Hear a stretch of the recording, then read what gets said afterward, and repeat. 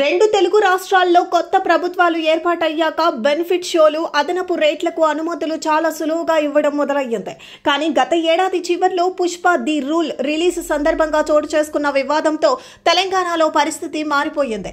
Benefit షోలు ఆగిపోయాయి. అదనపు రేట్లకు తెరపడింది.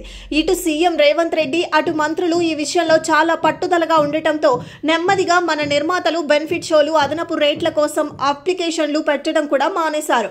తాజాగా పవన్ కళ్యాణ్ నటించిన హరిహర వీరమల్లు కోసం తెలంగాణ ప్రభుత్వం యూటర్న్ తీసుకోవడంతో చాలా మంది షాక్ అవుతున్నారు.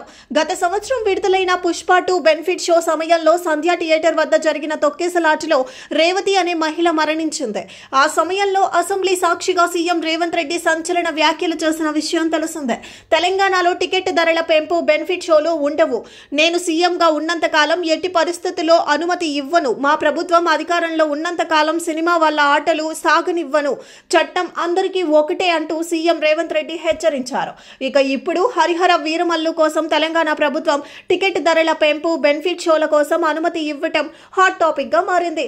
అల్లు అర్జున్ పుష్ప 2 ఘటన సమయంలో చాలా ట్రోల్ కు గురయ్యారు. దీంతో సీఎం తీసుకున్న నిర్ణయం వల్ల చాలా మంది సంతోషించారు. కానీ ఇప్పుడు మళ్ళీ ఈ బెనిఫిట్ షోలకు అనుమతి ఇవ్వడం పట్ల అల్లు అర్జున్ ఫ్యాన్స్ ఆగ్రహం వ్యక్తం చేస్తున్నారు.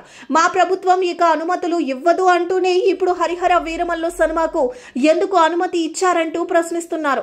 మరి చూడాలి ఈ రచ్చ ఎంతవరకు కొనసాగుతుందో.